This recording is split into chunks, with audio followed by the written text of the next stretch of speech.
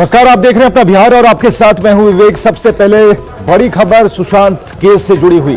सुशांत सिंह राजपूत मामले की जांच कौन करेगा, इसे लेकर आज सुप्रीम कोर्ट में सुनवाई होगी और सुनवाई के बाद सीबीआई को सुशांत केस ट्रांसफर किए जाने पर सुप्रीम मुहर लग जाएगी या नहीं, यह तय होगा।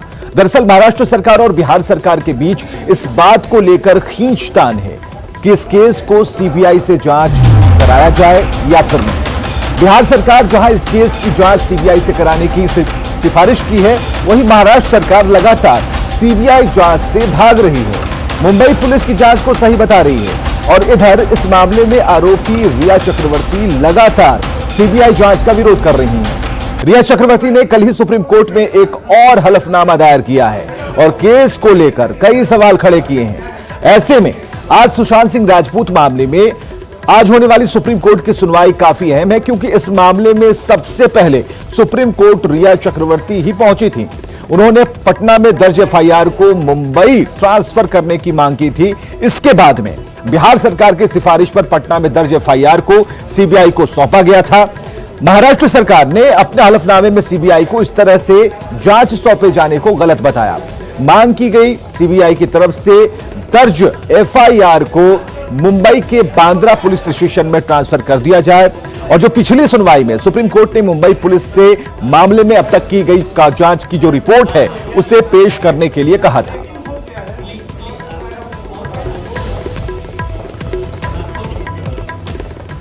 तो बात यह है कि रिया चक्रवर्ती ने ईडी और सीबीआई जांच की प्रक्रिया का विरोध करते हुए सुप्रीम कोर्ट में हलफनामा दायर किया है, जिसमें मीडिया ट्रायल पर रोक लगाने के साथ जांच में सियासी दखल रोकने की मांग की गई है। तो आखिर रिया क्यों घबरा गई हैं और क्यों सुप्रीम हलफनामे पर संग्राम मचा है, रिपोर्ट देखिए।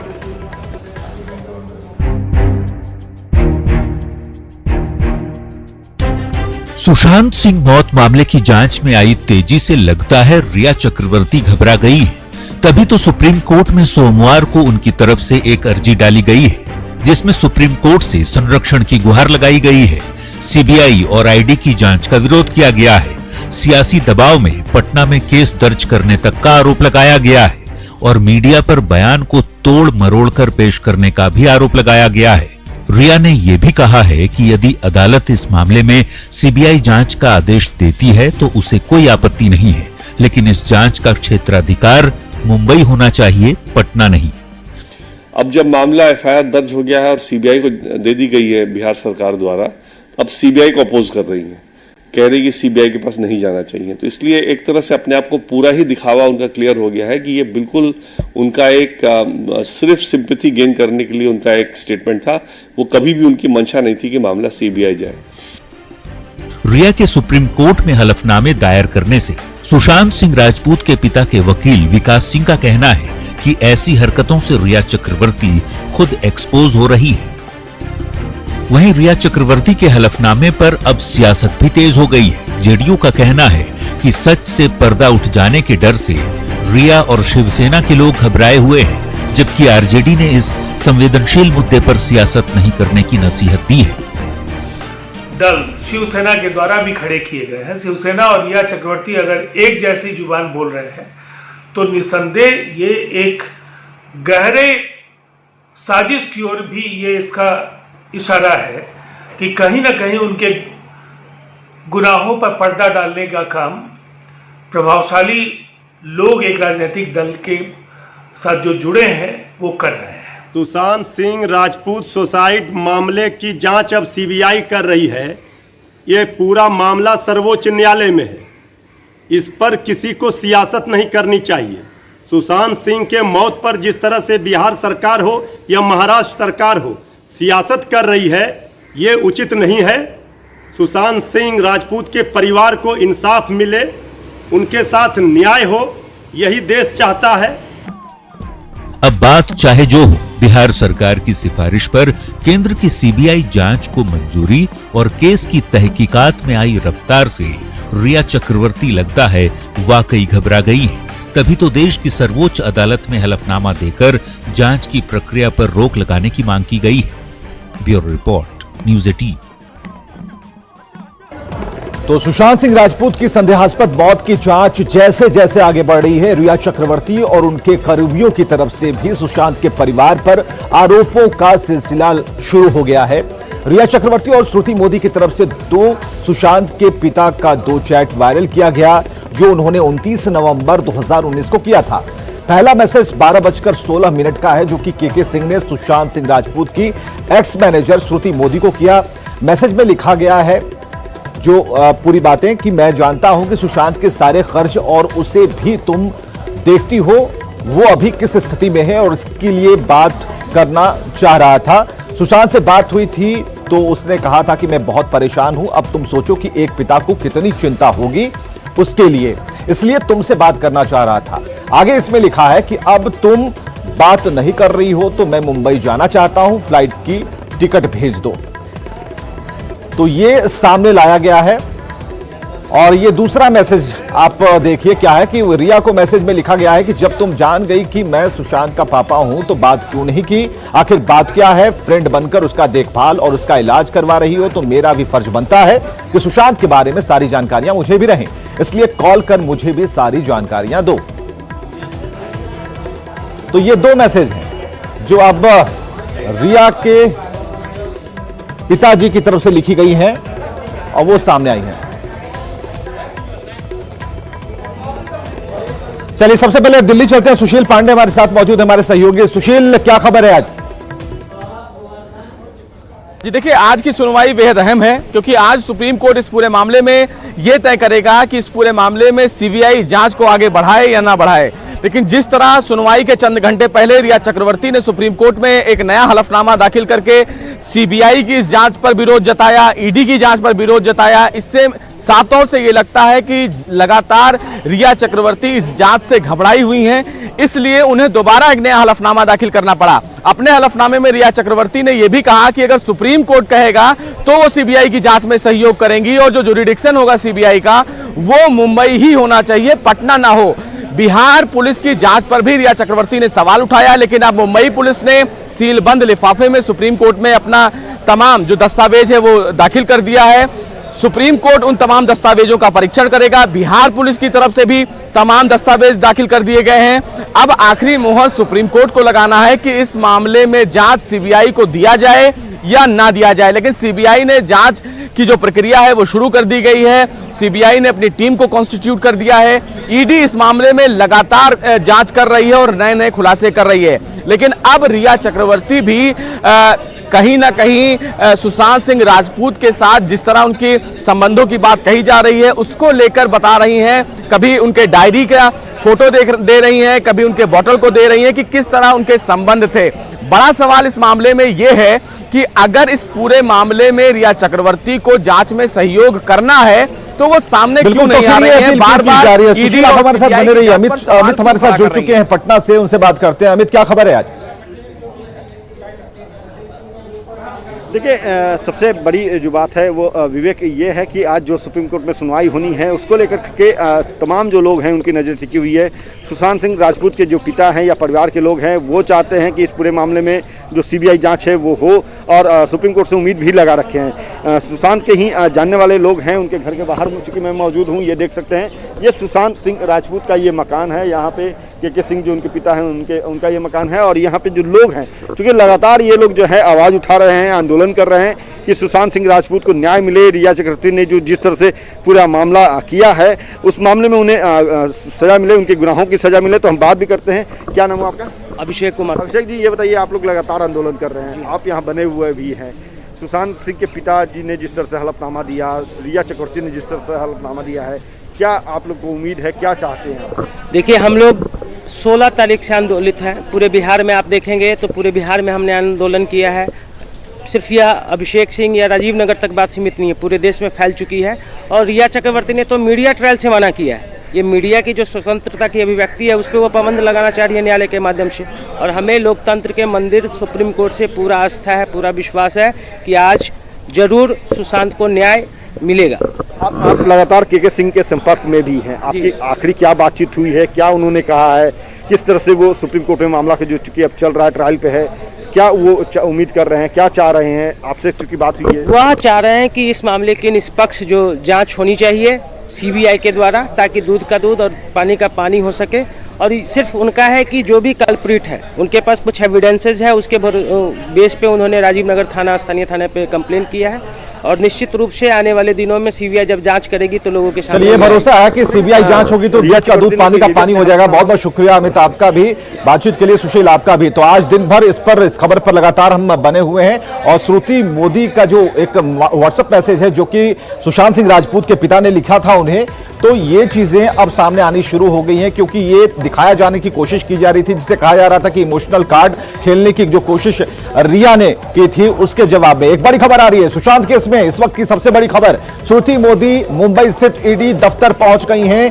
श्रुति मोदी से कल भी पूछताछ हुई थी, उनसे जानकारियां मांगी गई थी और पूछताछ के दौरान उनसे दस्तावेज की डिमांड की गई थी। दस्तावेज देने मुंबई ईडी ऑफिस पहुंची श्रुति, जो इस वक्त की सबसे बड़ी खबर है। और श्रुति से अब तक 2 बार पूछताछ हो चुकी है। तो इस वक्त की सबसे बड़ी खबर हम आपको बता रहे हैं, श्रुति मोदी ईडी दफ्तर, मुंबई स्थित ईडी दफ्तर पहुंच चुकी हैं और इस केस से जुड़े हुए दस्तावेज की डिमांड ईडी की तरफ से की गई थी, जिसको देने के लिए श्रुति पहुंची हैं। और पूछताछ के दौरान कई दस्तावेजों की डिमांड ईडी की तरफ से की गई थी, खासकर पैसों के लेन देन से ये बात शुरू हुई, फिर प्रॉपर्टीज तक चली गई। तो ये सारी चीजें जो है अब ईडी को चाहिए वो दस्तावेज के तौर पर कि आप जो कह रहे हैं उसका कहीं कोई लिखित प्रमाण है कि नहीं। लेकिन इन्हीं डिमांड्स को पूरा करने के लिए बार बार इन्हें बुलाया जा रहा है, जिससे पहले आपको याद होगा कि जो रिया चक्रवर्ती हैं उनके भाई को भी कई बार बुलाया गया, 18 घंटे से अधिक तक पूछताछ की गई और श्रुति से कल पूछताछ हुई और एक बार फिर उन्हें ईडी दफ्तर आना पड़ा है उन कागजातों को लेकर।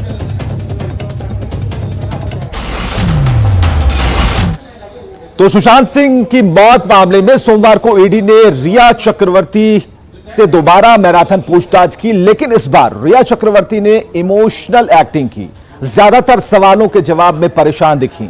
संतोषजनक जवाब नहीं मिलने पर संभावना जताई जा रही है कि ईडी की टीम रिया एंड कंपनी से एक बार फिर पूछताछ कर सकती है।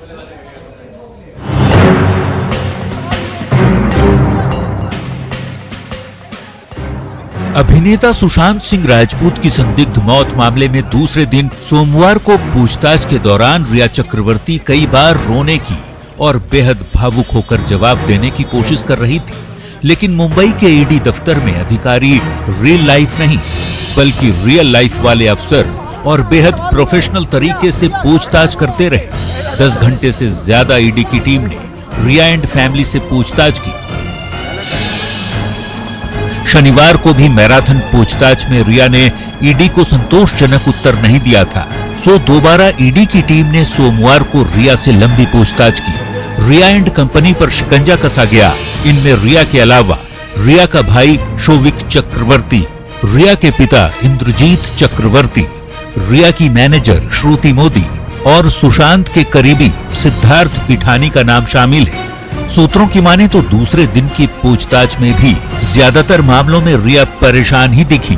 न्यूज़ 18 को मिली सूत्रों से जानकारी के मुताबिक ईडी के कुछ अहम सवाल इस प्रकार थे।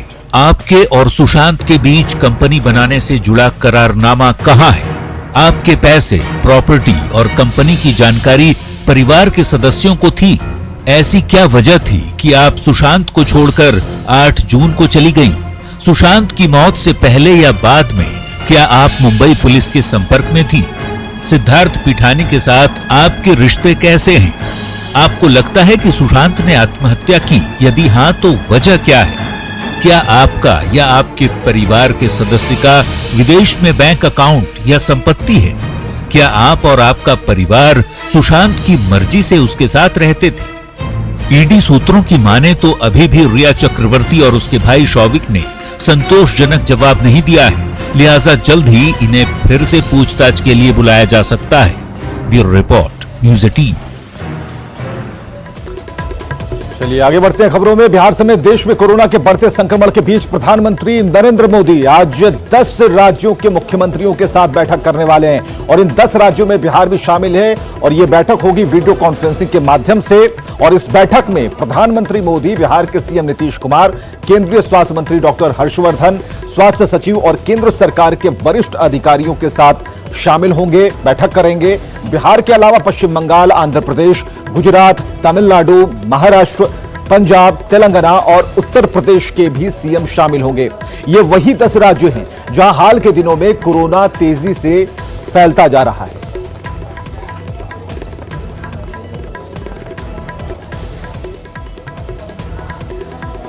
और चलिए उन आंकड़ों पर जरा गौर फरमाते हैं। भारत में कोरोना का आंकड़ा क्या कहता है? तो अभी तक 22,67,156 मामले सामने आ चुके हैं। काफी बड़ी तादाद है, जिसमें से 6 लाख से ज्यादा एक्टिव केस हैं। 15,83,489 लोग कोरोना को मात भी दे चुके हैं। हालांकि इस बीच 45,257 लोगों की कोरोना के कारण मौत भी हुई है। अच्छी बात इसमें यह है कि भारत में जो रिकवरी रेट है वो बढ़कर 69.33% हो गया है। तो ये पूरे आंकड़े आप इस वक्त देख पा रहे हैं कि क्या स्थिति है कोरोना से और किस तरीके से देश और खासकर बिहार लड़ रहा है। और बिहार की तरफ आते हैं तो यहां कोरोना के 82,741 मामले अब तक सामने आ चुके हैं। 28,151 एक्टिव केस हैं। 54,139 लोग यहां कोरोना को मात दे चुके हैं। कोरोना से अब तक बिहार में 450 लोगों की मौत हो चुकी है। तो यह बिहार का आंकड़ा है। और चलिए इसके बाद देखते हैं कि एक और परेशानी क्या है बिहार से जुड़ी हुई, वो है बाढ़ की। उसके बारे में आपको सभी खबरें बताते हैं।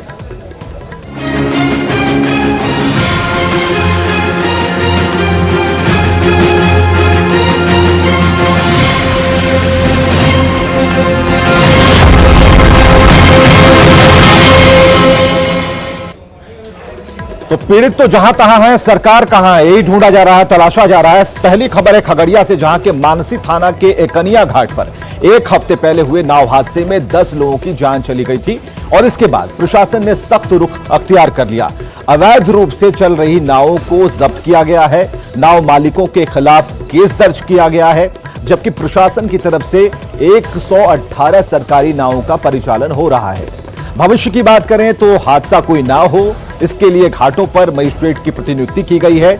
अलौली गढ़ घाट पर नाव परिचालन का जायजा लिया हमारे सहयोगी दिग्विजय ने। खगड़िया में हुए नाव हादसे के बाद जिला प्रशासन ने नाव परिचालन को लेकर के कई एहतियात बरते हैं। हम आपको ये दिखाना चाह रहे हैं, ये अलौली गढ़ घाट है, यहाँ से नाव का परिचालन होता है और प्रतिदिन यहाँ से लोग, कई पंचायत है यहाँ पे, वहाँ जाते हैं। यहाँ पे मजिस्ट्रेट की प्रतिनियुक्ति की गई है, जो इस बात को वो देखेंगे कि जो नाव पर ओवरलोडिंग नहीं हो, जो नाव चल रही है उसका परिचालन सही से हो रहा है, कैसे हो रहा है, उनसे बात करते हैं। ये मजिस्ट्रेट है यहाँ पे। अच्छा, ये बताइए कि कैसे आप लोग यहाँ परिचालन करवाते, कैसे इसको? सुबह 6 बजे से शाम 5 बजे तक। अच्छा जी, और क्षमता मुकाबिल ओवरलोडिंग नहीं होना चाहिए। जो नाव हादसा हुआ था उसके बाद से क्या अलर्ट आप लोगों ने कैसे? अलर्ट यही सर मिला कि जो 5 बजे के बाद नाव नहीं चलवाना है। 5 बजे के बाद जो नाव चलवाएगा वो नाव मालिक पर और स्टाफ पर केस हो जाएगा। उसके बाद हम लोग नाव नहीं चलाते हैं 5 बजे के बाद। इस तरह से आपने सुना, यहाँ पे जो ओवरलोडिंग को रोकने के लिए यहाँ पे मजिस्ट्रेट की भी प्रतिनियुक्ति की गई है और किसी तरह की कोई हादसा नहीं हो, इसको लेकर के जिला प्रशासन के द्वारा कई सख्त निर्देश भी दिए गए हैं। दिग्विजय कुमार, न्यूज़ 18 खगड़िया। और गोपालगंज की तस्वीर इससे भी भयावह है। करीब 4 लाख की जो आबादी है प्रभावित है बाढ़ से। फिलहाल जिला प्रशासन की तरफ से जिले में 287 जगहों पर कम्युनिटी किचन चलाया जा रहा है, जिसमें बाढ़ पीड़ितों को खाना मुहैया कराने की बात कही जा रही है।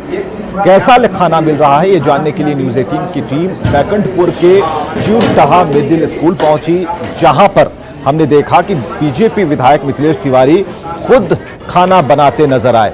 मौके से हमारे सहयोगी मुकेश कुमार की ये रिपोर्ट देखिए। भगवान बाजार का ये मिडिल स्कूल है और यहाँ पर देखेंगे कि जो बाढ़ पीड़ित हैं उनके लिए राहत कैंप बनाया गया है और हम यहाँ पर कुछ दिखाना चाहते हैं कि बाढ़ पीड़ितों के बीच में सरकार के द्वारा, जिला प्रशासन के द्वारा जो दावे किए जा रहे हैं कि उन्हें राहत कैंप में खाना बनाया जा रहा है, उन्हें कम्युनिटी किचन के तहत खाना दिया जा रहा है। तो अभी हम यहाँ पर एक जाँच देखने के लिए आ रहे हैं कि देखिए यहाँ पर खाना बन रहा है और खुद यहाँ पर जो भाजपा के विधायक और प्रदेश उपाध्यक्ष है मिथिलेश तिवारी, वो यहाँ खाना बना रहे हैं। आप देखिए तो वो यहाँ पर खुद बाढ़ पीड़ितों के खाना बना रहे हैं। हम खुद जाने की कोशिश करते हैं ताकि ये मामला क्या है। सर, अभी आप बाढ़ पीड़ितों को खाना बना रहे हैं? ये बैकुंठपुर में, ये च्यूटहा में दलित बस्ती है। यहाँ अगल बगल में पासवान भाई लोगों की संख्या बहुत है और ये काफ़ी पीड़ित हैं। ये लोग 24 तारीख से ही ये पूरी तरह बाढ़ में डूबे हुए हैं। और ये पूरा हमारा अपने 42 पंचायत जो हमारा बैकुंठपुर में उससे सबसे गरीब पंचायत है, और आज अपने दलित भाइयों के बीच में खड़ा होकर के और उनके लिए खाना बना करके मैं बहुत ही गौरव का अनुभव कर रहा हूँ।